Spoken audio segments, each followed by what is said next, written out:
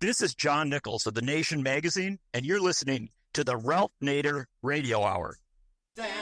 Stand up, you've been sitting way too long. Welcome to the Ralph Nader Radio Hour. My name is Steve Scrovan, along with my co-host David Feldman. Hello, David. Hello, Steve. Hannah is out today, but the man of the hour is here, Ralph Nader. Hello, Ralph. Hi. The reaction to the new edition of Capitol Hill Citizen, so overwhelming, it's being reprinted. Go to capitolcitizen.com. Well, we have another provocative and enlightening program today. Peter Beinart is an acclaimed journalist who is a frequent contributor to the New York Times and a non-resident fellow at the Foundation for Middle East Peace. He's going to be our first guest, and he has written a book entitled Being Jewish After the Destruction of Gaza, where as a Jew, he argues that there is a, quote, false innocence which pervades contemporary Jewish life that camouflages domination as self-defense, unquote.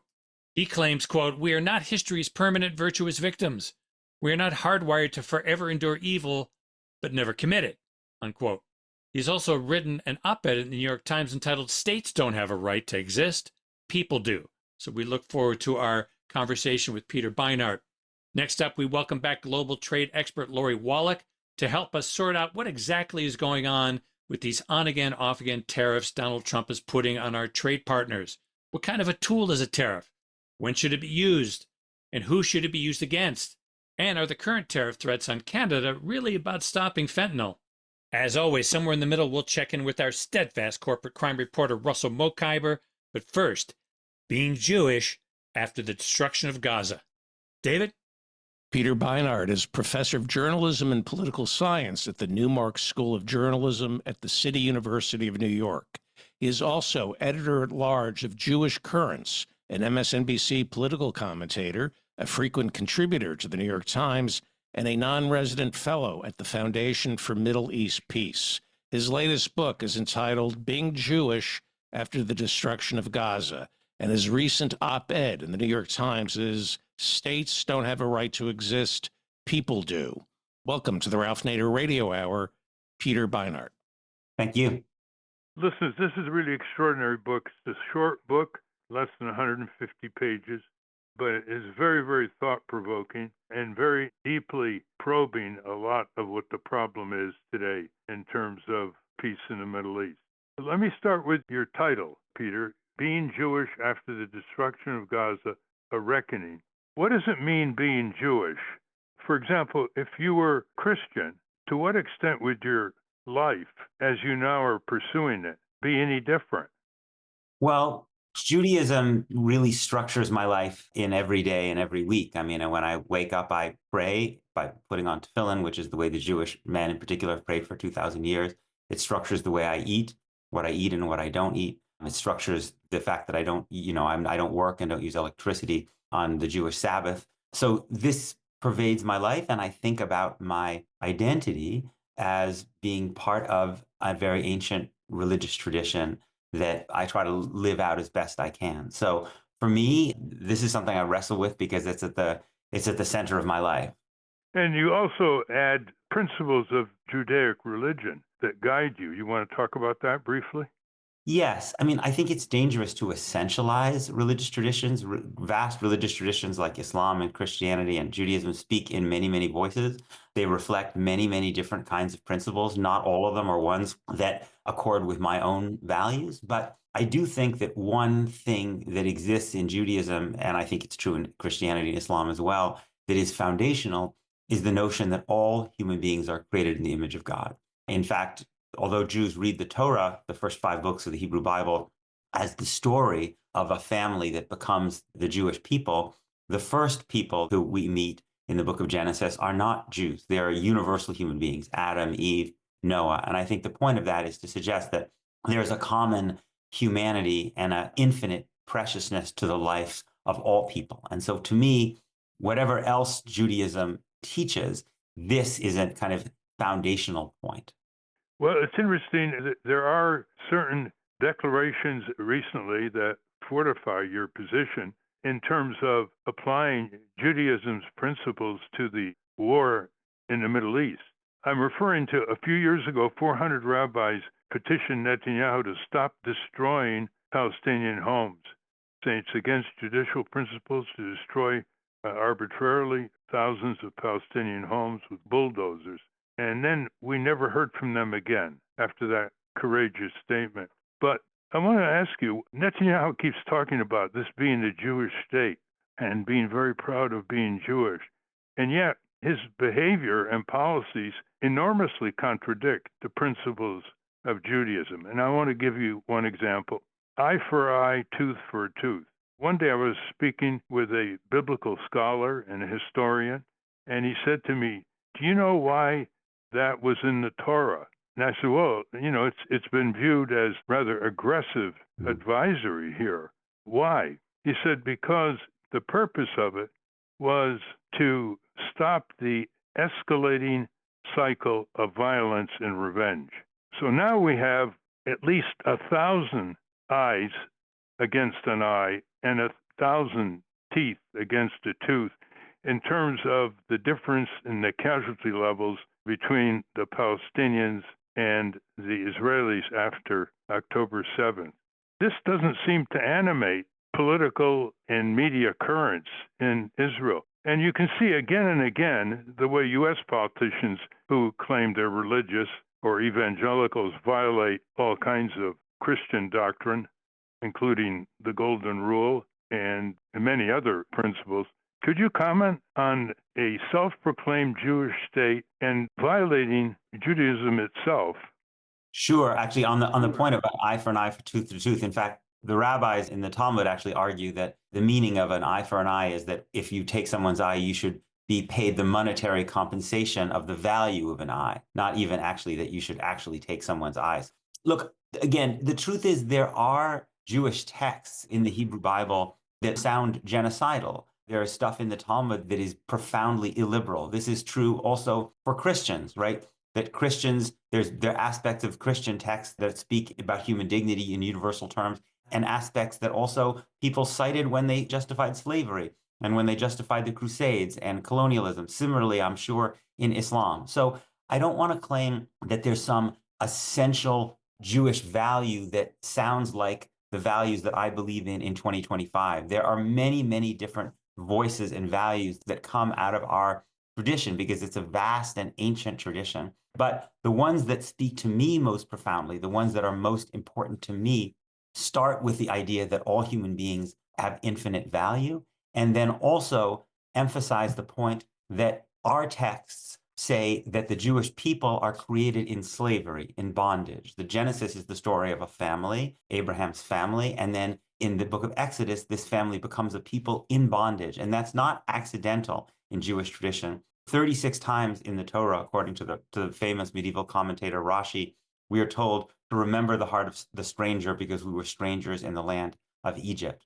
That this experience of bondage should sensitize us to the experience of suffering of others. And I think in terms of Jewish secular history, our experience of persecution culminating in the Holocaust should give us a special sensitivity to the suffering and oppression of others. And so it's deeply, deeply horrifying to me to see that a state that acts in the name of the Jewish people is now practicing apartheid. Even Israel's own leading human rights organizations now say this, and is practicing in Gaza what Amnesty International and some of the world's leading Holocaust scholars like Omer Bartov now call genocide. You talk about the history of Jewish exceptionalism, and you basically say Jews are no different from many other people in terms of the justice and injustice that they produce. Could you expand on that?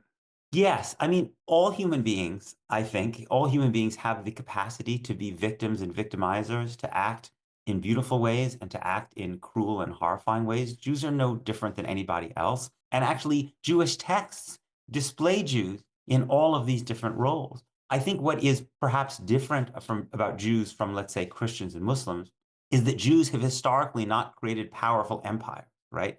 The Jewish kingdoms were destroyed 2,000 years ago, and so Jews were generally people without a great deal of military power. So they didn't have the experience of the Jews committing the Crusades or Jews conquering large swaths of territory, right? But that's not because Jews are any better than anybody else, right? It's simply because they didn't have the power to do so. And so once Jews do have a state that Jews rule, we see that unless Israel is held to account to international law, unless there are consequences for Israel's war crimes, then Israel, a Jewish state, is capable of the same kinds of horrific behavior as any other state led by any other group of people. Have you been able to explain to your peer group this strange trend as Israeli military became more and more powerful vis-a-vis its Arab neighbors and vis-a-vis Palestinians in the West Bank and Gaza? They now tower in terms of their military capability. They could wipe out the Arab world in a weekend with their nuclear bombs. The more the disparity is between the power of the Israeli state and their neighbors, the more vituperative and vicious and racist are the comments coming out of Israeli politicians. And listeners should know that high Israeli politicians in the last 20 years have made the most racist comments against Palestinian Semites. Comments like vermin, snakes, animals, disgusting, subhuman, and then they follow it up with eradication or obliteration language. Can you explain, as Israel gets more and more secure, and military analysts before October 7th in Israel said Israel's never been more secure, they become more aggressive, more imperial, sort of like a sub-empire to the United States in the Middle East? Yeah, I mean, I think it's partly because of that power imbalance that Israel is not deterred, right? So it's a little bit like the United States after the fall of the Soviet Union.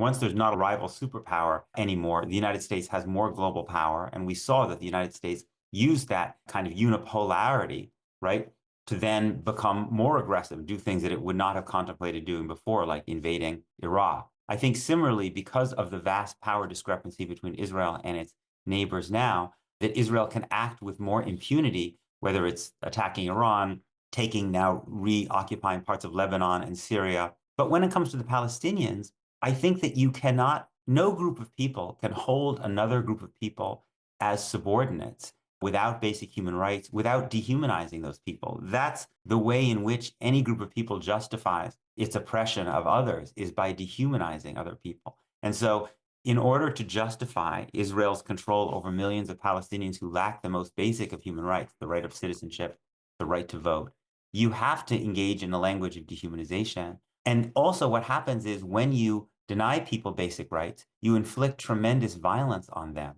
And then they are sooner or later going to resist that oppression. Sometimes they do it more ethically. Unfortunately, October 7th was an act of resistance that unethically took the lives of a lot of Israeli civilians. But then that act of resistance then leads to even more dehumanization and the infliction of even more destruction. And so that's the kind of cycle that Israel is in. I think it's in some ways reminiscent of the cycle that the United States was in the 19th century with Native Americans, who were forced into smaller and smaller reservations off of their land.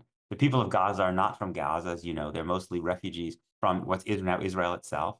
Native Americans would retaliate. They would often kill men, women, and children. And then they would be described by Americans as savages, barbarians. And then the United States would use that as a justification to inflict even more devastating force. And we're in this cycle now with Israel and Palestine. Let's look at the pro-peace groups in Israel. As you probably know, on December 13th, 2023, after October 7th, 16 Israeli human rights groups had an open letter to President Biden in the New York Times asking him to stop the human catastrophe in Gaza. They should have gotten more news, but at least they made their point clear. And we have other examples of courage inside Israel, the newspaper Haaretz and its reporters like Gideon Levy, who we had on the program a couple of times, Amira Haas, who lives in the West Bank among the Palestinian people. Why do you think that has not resonated more with both Israelis and Jewish groups in the United States? Look at these groups. They include the refuseniks, as you know. They include Breaking the Science. They include Rabbis for Human Rights. They include the great civil liberties group B'Tselem.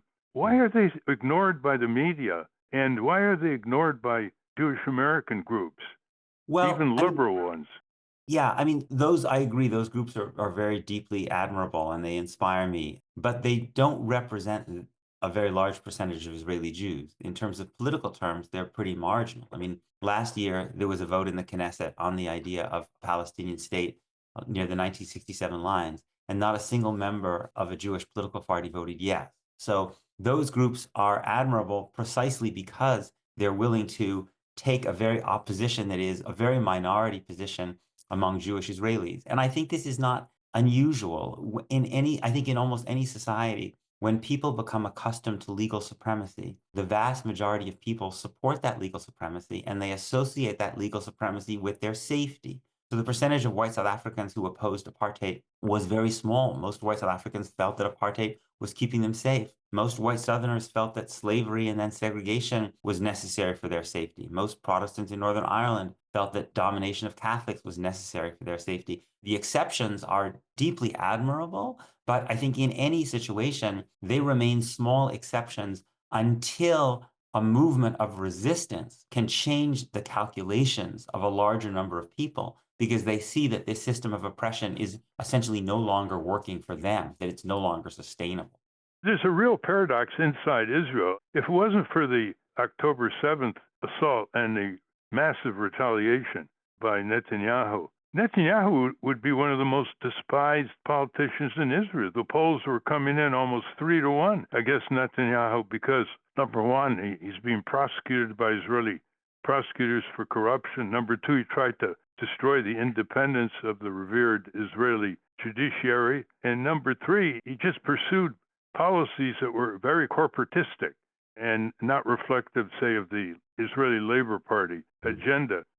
Netanyahu has used this war to stay in power. And because if the war ends, then Israel probably would go to elections. And I think you're right. It's very likely he would lose. So he's continued the war. This is going to be, I think, in his mind, it would like, a kind of forever war like the US after 9/11, because just as the United States couldn't actually defeat and end all jihadist fighters, Israel can't destroy Hamas. I mean, Israel has totally laid waste to Gaza, and yet Hamas is still there. And Hamas will have new recruits from all of these people whose family members were killed by Israel. And Hamas will reconstitute its weapons, because I think actually a lot of the Hamas weapons now are coming from reassembling Israeli weapons that were dropped on Gaza, that just like the Viet Cong did in Vietnam, they reassemble to make their own weapons. So Hamas will still be there as a force for Israel to continue to fight. And I think Netanyahu will continue this war for as long as he can. Now, Trump may not, for his own strange reasons, may not want that to happen.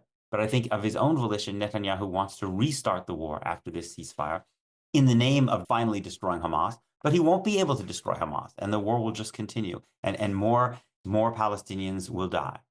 What do you see in the next year or two in terms of what Israel is going to try to accomplish in Palestine and neighboring countries? They're taking a piece of Syria. They're occupying southern Lebanon. Of course, they're blowing apart the West Bank more intensively every week. And Trump is giving full backing. What do you see in the next year or two? Well, I think there are a lot of people in leadership in Israel, I think, who see the problem this way. There's not really a discourse in mainstream Jewish Israeli politics about giving Palestinians their own state. There's almost nobody in the Israeli political mainstream who supports a sovereign Palestinian state. And there's certainly no discourse about giving Palestinians equality within the state of Israel, the state in which they live. So what Israel has had instead is a kind of system of managing all of these Palestinians in the West Bank and Gaza and East Jerusalem who lack basic human rights. And that management system broke down on October 7th. And it's also breaking down in the West Bank, where the Palestinian Authority, which has served as Israel's subcontractor, is growing weaker and armed resistance is growing. And so if you won't give Palestinians freedom, either in their own state or in your state, and you can't manage them as a group of people who lack basic freedoms because they're resisting, I think the answer that is now growing in Israel is you need to try to reduce the population as much as possible. Israel has always had, since its founding, kind of a doctrine that Israel should have as much land as possible with as few Palestinians as possible. Israel was created, it could only have been created through an act of mass expulsion of Palestinians in 1948. There was another act of mass expulsion in 1967. So what I think Israel is trying to do, to various degrees of self-consciousness, is to try to reduce the population in Gaza and the West Bank. And that's why the Trump plan was so popular in Israel, not just among Netanyahu, but even among his centrist opponents like Benny Gantz and Yair Lapid, who embraced the idea because for them, it solves the problem. The Palestinians are a problem. Israel doesn't have a way of solving the Palestinian problem. So if you have fewer Palestinians, then they're less of a problem. This is, after all, how the United States solved its problem with Native Americans in the 19th century.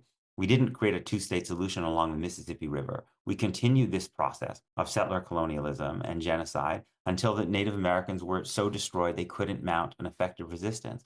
I don't know whether Israel will be able to achieve that or not. On the one hand, Donald Trump has said, I support this act of mass expulsion. But on the other hand, Trump seems to be trying to negotiate the continuation of the ceasefire deal in Gaza, and in a strange way, actually putting more pressure on Israel than Biden did. Because for whatever reason, Trump seems to think that it redounds to his glory to have a deal that gets the remaining hostages out. So I think we don't know whether Israel will be able to do this. And it won't happen in a year or two. It may take decades. But again, in the United States, this process took many decades. It didn't happen overnight, but it was a process that moved forward towards the destruction of a people.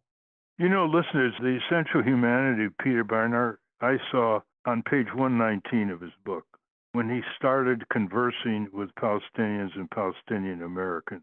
And here's what he said, quote, conversation by conversation, Palestinians helped me think differently about what it means to defend my people. They helped me redefine Jewish honor. They changed my understanding of what it means to be a Jew, end quote. Would you elaborate that remarkable statement?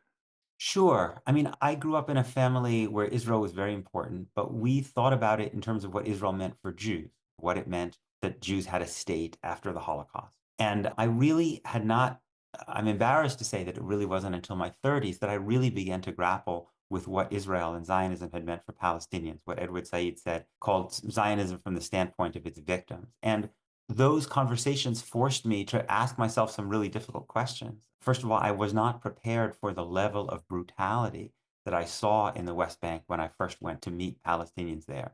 You know, we use the word terrorism all the time, but I wasn't prepared for the terror that Palestinians lived with every day because they lived under the control of a state that was radically unaccountable to them.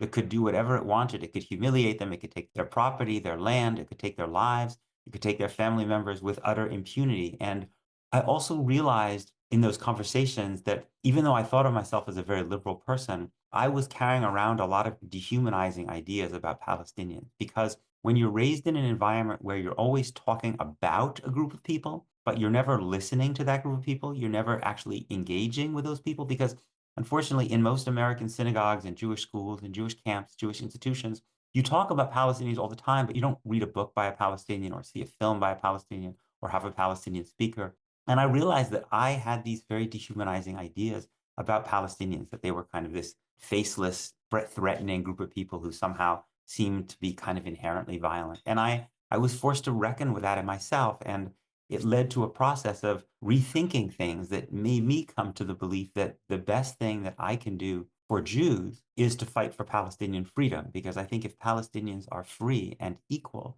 then Jews will be liberated from this position of being oppressors, which is something that Martin Luther King understood when he talked about white Americans, that there's a burden of being an oppressor. There's a psychic burden. It corrupts you to be complicit in a system of oppression. And also that people are safer when their neighbors are free. Because if your neighbors are free, then the government will listen to them without them having to take up arms, which means that their freedom means that you are more safe. Well, the ultimate question for a lot of Americans who aren't really keyed into the Middle East conflict should be, what is the Israeli government and the Israeli policies in the Middle East and the Israeli grip on Congress and the White House doing to America, to the American freedom, American public budgets, American civic engagement, American democracy? I think you're raising a really important point. I mean, what's tragic to me to see is the American Jewish community is an unusually politically articulate community. We're a community that's good at organizing. We're good at acting politically. American Jews have been overrepresented in a lot of the great struggles for freedom in the United States. But the most powerful institutions that we have created as a community in this moment in time, in 2025, institutions like AIPAC or the Anti-Defamation League, essentially, they judge American politicians based on whether they unconditionally support Israel. they don't judge American politicians whether they believe in liberal democracy in America. And so if Donald Trump and Republicans are more likely to support unconditionally Israel, then they are the politicians who essentially get the support of the American Jewish organizations. And so then these organizations become complicit often with a series of politicians who are not just supporting terrible things for Palestinians, but they become complicit in this effort by Donald Trump to destroy democracy in America, to make this an authoritarian regime. And it's horrifying to me to see the way as Donald Trump cracks down on free speech at universities. And universities are a central pillar of liberal democracy in America under this pretext of anti-Semitism, as if Donald Trump could give a shit about anti-Semitism. He's the most nakedly anti-Semitic president we've had in the last 50 or 75 years. He ran an openly anti-Semitic ad in 2016 where he pictured 3 prominent Jews and basically said they were responsible for destroying the global economy because they controlled global finance, right? But because he's offering to repress pro-Palestinian speech and activism, groups like the ADL are applauding as he tries to crush and cripple America's universities, which are a bastion of liberal democracy and open thought in the United States. And it's horrifying to me to see American Jewish organizations supporting that. We should be fighting against it with every fiber of our being. The book is Being Jewish After the Destruction of Gaza, A Reckoning by Peter Beinart. This is a book really we should all read. There's no way to describe the humanity, the evidence, the prognosis, the wisdom of this book. Thank you very much, Peter. Thank you. Really appreciate it. Take care. We've been speaking with Peter Beinart. We will link to his new book, Being Jewish After the Destruction of Gaza, at ralphnaderradiohour.com.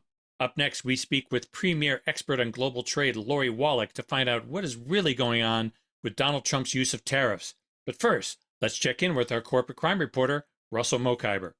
From the National Press Building in Washington, D.C., this is your Corporate Crime Reporter Morning Minute for Friday, March 14, 2025. I'm Russell Mokhiber. A major lawsuit was filed last week against several global hair dye manufacturers, including L'Oreal, Henkel, Wella, and Clairol, on behalf of Deborah Matarazzo, a former professional hairstylist who alleges prolonged use of defendants' products led to a bladder cancer diagnosis. The lawsuit alleges that the corporations engaged in dangerous product design and misleading marketing and failed to warn consumers about the heightened risk of bladder cancer associated with their hair dye products. We are dedicated to holding these companies accountable for their actions and getting justice for our client, who had to endure grueling chemotherapy and surgery to treat her bladder cancer, said attorney Deandra DeBrose. For the Corporate Crime Reporter, I'm Russell Mokhiber. Thank you, Russell. Welcome back to the Ralph Nader Radio Hour. I'm Steve Scrovan, along with David Feldman and Ralph. We're hearing a lot about tariffs. Our next guest knows more about this than anyone we know. David? Lori Wallach is a 30-year veteran of international U.S. congressional trade battles, starting with the 1990s fights over NAFTA and WTO, where she founded the Global Trade Watch Group at Public Citizen. She is now the director of the Rethink Trade program at American Economic Liberties Project, and is also senior advisor to the Citizens Trade Campaign, the U.S. National Trade Justice Coalition of Unions and Environmental, Consumer, Faith, Family Farm, and other groups. Welcome back to the Ralph Nader Radio Hour, Lori Wallach. Thank you very much. Welcome back, Lori. Well, tell us what the situation is now with Trump, tariffs, the zigzag Trumpsters on tariffs, and what's likely to be happening in terms of a trade war.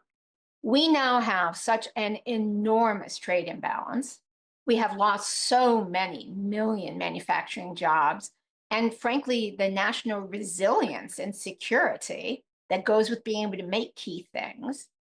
We have hollowed out so many communities in so many states that we literally have our life expectancy going down from deaths of despair, where there is a gap of 8 years in life expectancy based on whether or not you have a college degree. Because the majority of our country who does not have a college degree has had such a terrible path of lower wages, of the tax bases in their communities also collapsing, both when their taxes, but the companies, those 90 million factories that were offshored or killed by unfair imports, they're not paying taxes. That means that the local hospital closed. and the schools close, and the fire department doesn't have a full staff, and your whole quality of life is falling apart. And you know what those deaths of despair, that difference in life expectancy is based on?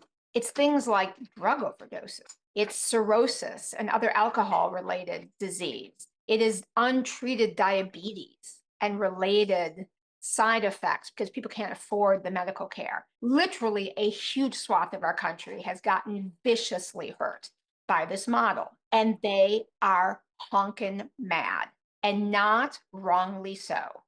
And so what we've seen is both a swing towards whatever politician is talking their tune about how they got screwed by this trade agenda and that they're going to do something about it. We have seen the word tariff now take on its own positive emotive value in the way NAFTA is a dirty word. You could be a working class person who was not even born when NAFTA was destroying American manufacturing. Yet, NAFTA is a dirty word. You may not even know the details of what it is. It just means bad trade.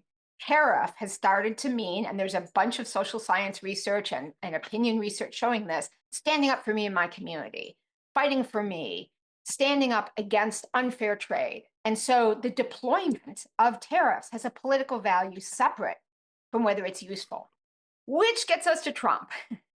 He talked a lot about tariffs. He won because of tariffs. He won the first time because we had the Democrats, the Democratic president, Obama, pushing for passage of that Pacific Rim NAFTA, the TPP, right through the fall of the election. And he basically, in picking up and getting a majority of working class voters, first time Republicans have had a clean majority of working class non-college educated voters, basically taking what would have been the FDR coalition and moving that as Republican voting. That happened because he deployed, as a genius marketer, the idea of tariffs as the symbolic value of you've been screwed, I'm standing up for you, I'm going to fight back. And what did we get from the Democrats?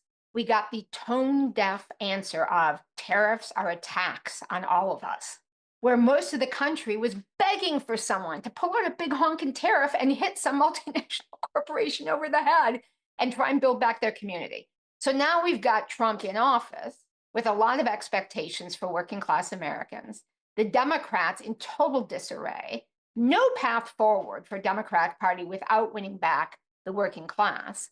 And the real question is, what's Trump actually going to do with his lack of discipline, lack of diagnosis? Is he even, were he so inclined, going to deploy the tariff tool in a way that actually delivers the necessary change? Footnote, to date, does not look so good. Or are we actually going to see some real change?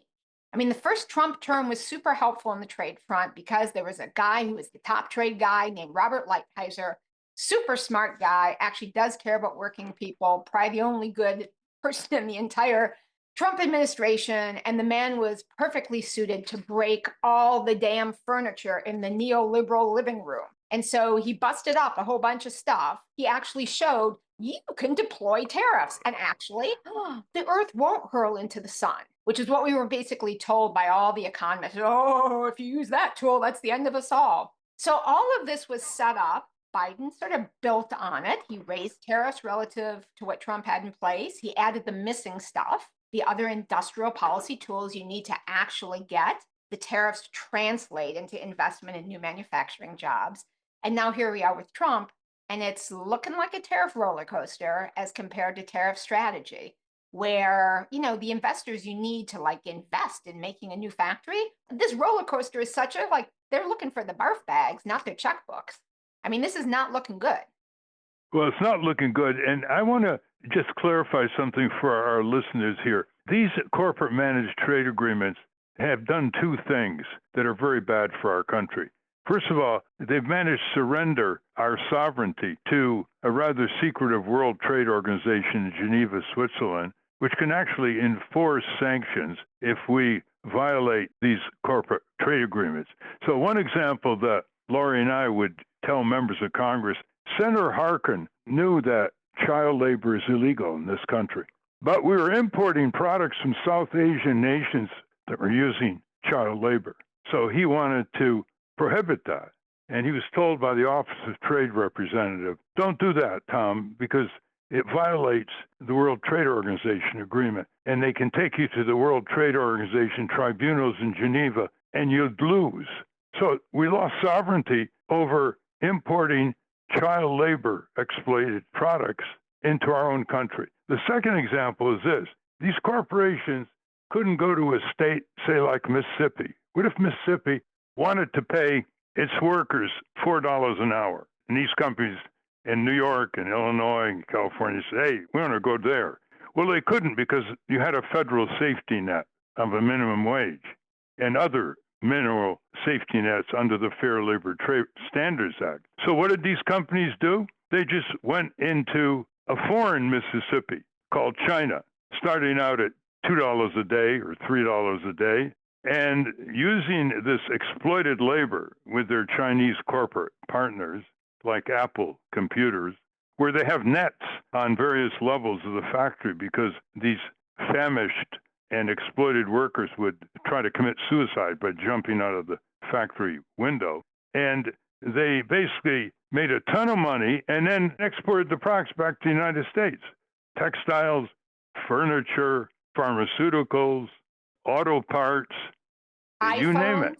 iPhones.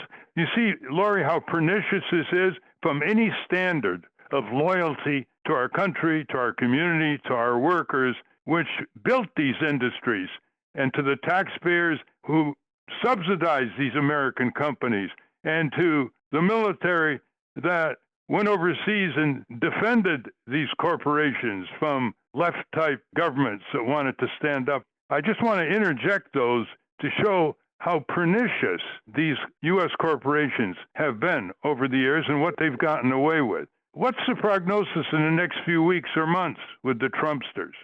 So the next big moment is April 2nd, where they're going to announce something they're calling the reciprocal tariff plan. And we're going to see if they really are doing reciprocal tariffs, which would be a really bad idea. That is more free trade agreements. That is the myth you can export your way out of our trade deficit. It's the same story workers and farmers in this country have been told with each bad trade agreement, which is we have to get the other countries to cut their tariffs. That's what we have to do. Versus, are we going to see reciprocal trade? Because like just as a footnote, reciprocal tariff is just an ignorant idea. And so it's the idea of like, we have to have the same tariff levels as everyone else. So, oh, that would work out real well. So, hello, we export 2 billion in cars, vehicles, trucks to Japan every year. They send to us $54 billion in cars. Guess what? We are the people with the 25% tariff on trucks and the 2.5% tariff on cars. Japan is duty-free in all vehicles. Clearly, having reciprocal tariffs in that circumstance means we're going to be even more deeply screwed because now we're going to be flooded with tariffs, not just cars. So the idea of the one for one, nah, not the way to go. But will they try and do reciprocal trade? Reciprocal trade is a different thing. And it is not wrong. So I'm going to step back and say something that will probably blow the mind of the listener who loves Ralph Nader and is listening to his show, which is there are 3 totally legitimate, totally kosher uses of tariffs. Number 1, you use tariffs as incentives. So friends, if you are for the climate crisis being dealt with, you are probably for border carbon adjustments, CBAMs. That is a tariff. That is a tariff against products to equalize the cost of internalizing carbon emissions. So that basically you create an incentive to internalize those costs to have low carbon production, and you don't ruin the companies that are doing the right thing. Are you for enforceable labor standards? You're for tariffs, stand by. Because how you sanction countries that are cheating on stuff like suppressing wages by busting independent unions, you put up a tariff. Similarly, and there are all kinds of forms of cheating that you basically use this as a punishment for. So if you are producing with huge subsidies or you are devaluing your currency so that no matter how good your domestic competition is, they can never win because you've got a thumb on the scale, then you have what is called a countervailing duty. It's just another word. Duty is a tariff is a duty, and you countervail the cheating value. So those are uses of tariffs against unfair trade practices and disciplining that. Second use is incentives to invest. Tariffs can be used to create or shape a market. And so a lot of people know developing countries use this. We did vis-a-vis Europe when we were a developing country. You figure out a couple sectors that you think are really important for your country to have capacity in. Now, after COVID, like we learned some very bad lessons of things we can't make here anymore, that we cannot be so reliant on just one source. I mean, and I'm not just talking about the China sends us way too much stuff, which is true.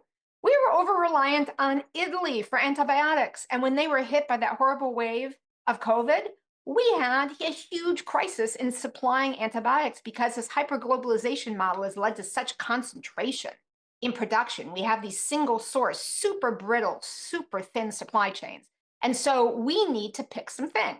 Just to interject there, Laurie, our listeners should know that we don't produce antibiotics in this country. 99% of all antibiotics are produced in countries like China and India, where the labs are not adequately inspected by visiting Food and Drug Administration inspectors. So there's an example of what you're pointing out to. So if we want to incentivize some production back here, we need to set aside some portion of our market for domestic demand. So we're generating a demand, we're generating a market to actually buy the domestic stuff. And so, for instance, at least to get the company started out and to get incentives to invest, you create a market, you create demand. So you would raise tariffs on, name the product. When you use tariffs this way, you pick the sector and you apply it across the board. Typically, you phase them in because you just can't go cold turkey from we don't make it to, oh, we're going to tariff the other stuff. You over time, so that you have the ability to get the investment you're incentivizing to meet that demand, you basically phase in tariffs over time to a higher rate so that by the time 4 years later, you've invested also with the other industrial policy tools to get people to make the capacity, you basically can make some of it here. And you also do that to diversify the import source so that China doesn't become the sole source. There are other tools you can use, but that's an example of using incentives as tariffs in a package of policy tools. The third use is to rebalance trade.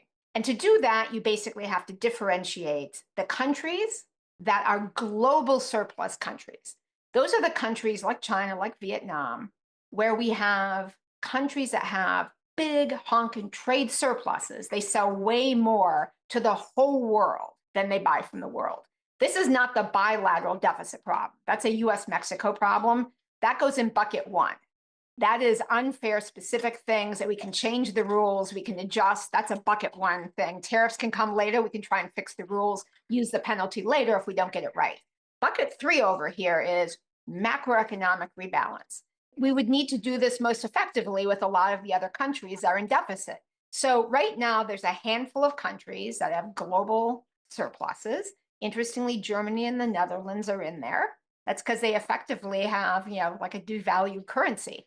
If they were trading in Deutschmark or Guilder, instead of the bucket that is the euro, which includes the weaker economies, they would be having a balanced trade. But because they have effectively a devalued currency relative to their economic strength they're trading in, they have huge global surpluses with the world and deficits with most of the world. So with that kind of a rebalancing, you basically need with your allies and partners to first try and talk the countries into changing those policies. And then if you don't, you put up barriers to keep out the surplus goods, which, is actually good for the workers in those countries because it forces consumption of their overproduction by their domestic citizens, which is to say, a big part of how you do this is you devalue currencies, you do honking huge subsidies, and you suppress wages. And so in the Chinas, in the Vietnams, part of the wage suppression isn't just mean. It's they don't want consumption in the country. They're exporting it. That is actually their economic model, is to dump it, to beggar thy neighbors and produce it there, dump it elsewhere. So those are three totally legit uses of tariffs. There's some other tools that can do those things, but politically, tariffs may be the most accessible. Now, there are downsides. But one of those downsides, and I hope you ask me this question, it's not that tariffs always raise prices for consumers. Tariffs raise wholesale prices, not consumer prices. If you want to know what the difference is, go ahead and ask. What's the difference, Laurie? So the difference between whether tariffs raise the consumer price has a lot to do with the same corporate price gouging that we've been seeing over the last couple of years. And we can see right now, for instance, on eggs. The actual supply of egg-laying chickens and the actual supply of eggs is not greatly reduced. Rather, that sector is now so concentrated at every level that the handful of companies can basically control the markup between what the farmers paid and what the consumer pays. And so what we see, for instance, is just take the example of the Nike shoe that you pay $120 for. And it's based on market research. They know they're going to make the biggest total profit with that margin because they'll get the biggest volume. They make it $130, people will buy less units. So even though they make more per each one, they'll make less overall. But that shoe comes into the US as a wholesale cost to the retailer at maybe $20, $25. And so in that $100 markup, let's just say you put on a 25% tariff. And let's just, to make the math easier, let's make it a $24 shoe. So $6, it's $30 now is the cost at wholesale. But you know, if you raise the price at retail, you're going to sell less shoes. So you just absorb it into the profit margin, which the most sort of careful study of the first round of Trump tariffs showed is mainly what happened with the potential increase in costs. The wholesale cost went up, but it didn't get what's called passed on into the retail price because it was absorbed out of profits. So particularly in markets where there is concentration and there's control in a gap like that, the companies both have the ability to absorb it, but also can price gouge you. So we need accompanying policies like very strong competition policy laws, or for instance, we want protection and therefore more manufacturing capacity to translate into higher wages. We need to make it easier to organize unions. We need to ban stock buybacks in the sectors that get protection so that the gains from protection don't just go into bigger dividends or stock buybacks, but rather turn into higher wages for the workers who will now be having new industrial jobs. So when you use tariffs, you can control for what happens in prices. You can control what happens for wages if you use these accompanying policies. The big problem, and this, Ralph, gets to your question, what is Trump going to do? I'm not holding my breath that Trump or this Republican Congress is strengthening union rights or dealing with price gouging or dealing with basically competition policy for the big corporations that fund them. So I think, though the tools could be highly auspicious, it is going to be pretty risky that that translates into the outcomes that actually I think a lot of Democrats would support because, you know, Ralph, and you and I were up in the Hill back then, it was Democrats advocating for balanced trade to help workers, balanced trade to distribute production, balanced trade for peace. And whether or not this crew can do the right use of the tariffs, I am highly skeptical of. Well, one thing, is it fair to say, Laurie Wallach, that the World Trade Organization, the system of governance and tribunal sanctions has collapsed? All the countries now are just doing what they want to do. They're violating the World Trade Organization standards and getting away with it. So what's left of the World Trade Organization in Geneva? So on that parallel track, separate from the balance of trade and tariffs, on the sort of rules of the global economy, what exists is still those rules are in place.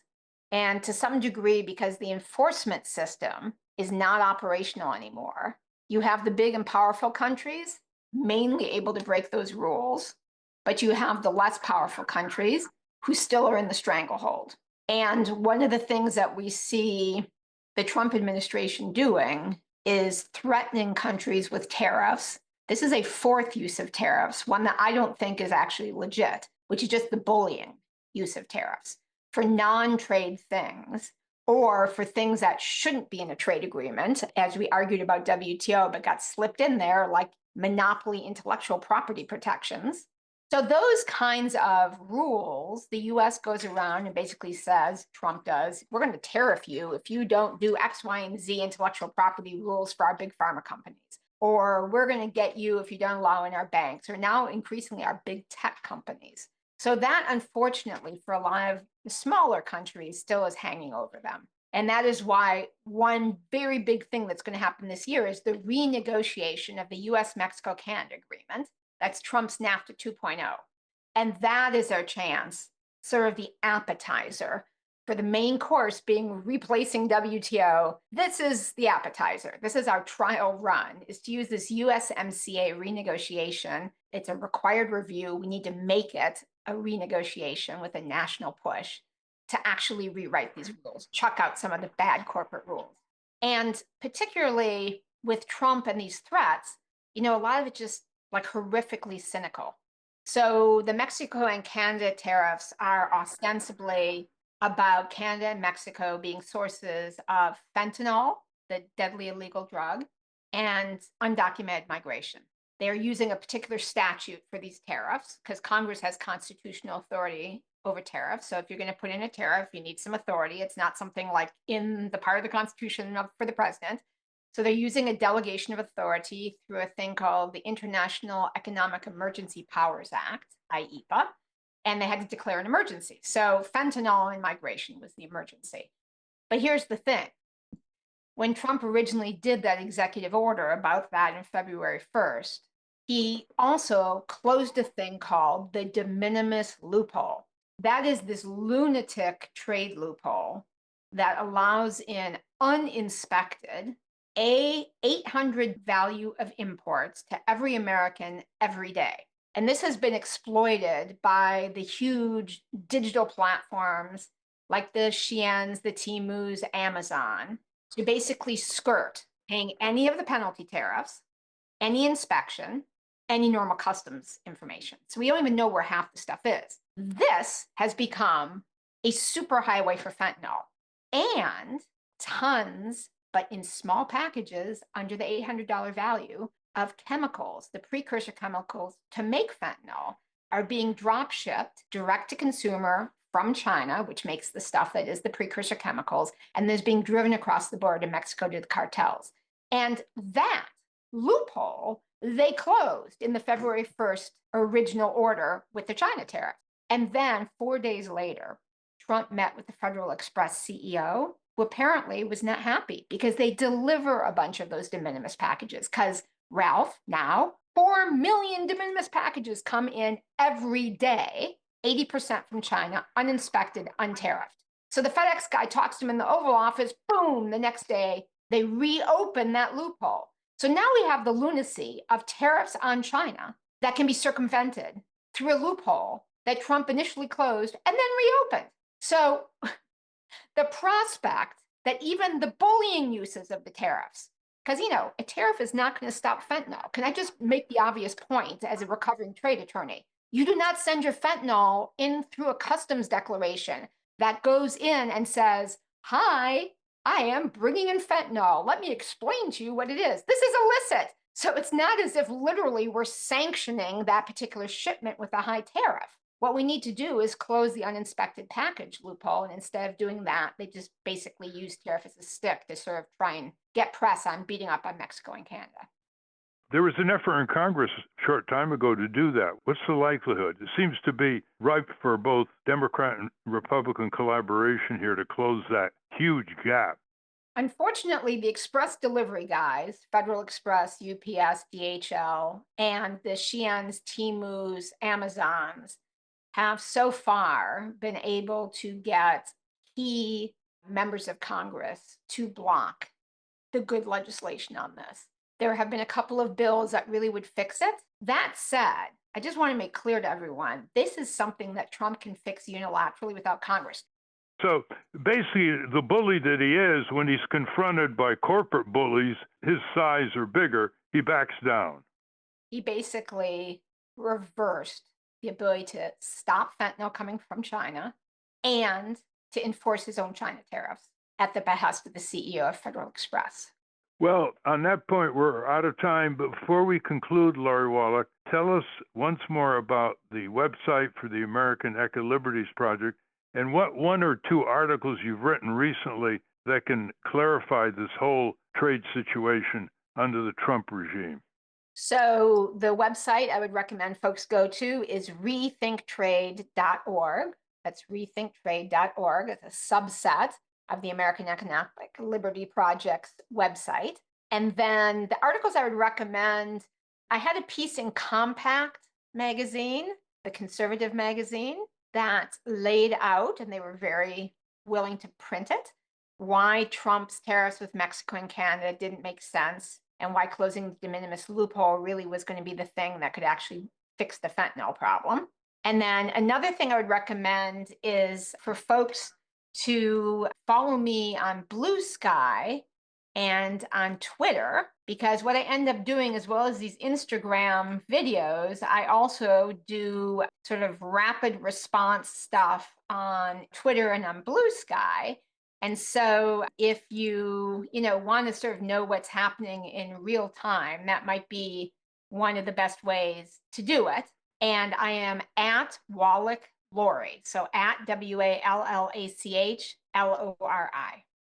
And take this information, listeners, and send it to your senators and representatives, or when they come to get your votes and do the handshaking, give them a piece of your mind. Thank you very much, Lori Wallach. Thank you, gentlemen. Always a pleasure. I want to thank our guests again, Peter Beinart and Lori Wallach. For those of you listening on the radio, that's our show. For you podcast listeners, stay tuned for some bonus material we call the wrap-up. For fans of In Case You Haven't Heard, Francesco DeSantis will be back soon. A transcript of this program will appear on the Ralph Nader Radio Hour Substack site soon after the episode is posted. Subscribe to us on our Ralph Nader Radio Hour YouTube channel. And for Ralph's weekly column, it's free. Go to nader.org. For more from Russell Mokhiber, go to corporatecrimereporter.com. The American Museum of Tort Law has gone virtual. Go to tortmuseum.org to explore the exhibits, take a virtual tour, and learn about iconic tort cases from history. To order your copy of the Capitol Hill Citizen, Democracy Dies in Broad Daylight, go to capitolhillcitizen.com. And remember to continue the conversation after each show. Go to the comments section at ralphnaderradiohour.com and post a comment or question in this week's episode. The producers of the Ralph Nader Radio Hour are Jimmy Lee Wirt, Hannah Feldman, and Matthew Marin. Our executive producer is Alan Minsky. Our theme music, Stand Up, Rise Up, was written and performed by Kemp Harris. Our proofreader is Elizabeth Solomon. Join us next week on the Ralph Nader Radio Hour. Thank you, Ralph. Thank you, everybody. Try to get more radio stations to pick up the show, listeners. The more people who listen, the more people who read, the more people who think, the more people who can fight back and preserve our democracy from the oncoming fascist dictatorship. Step up, you ought to step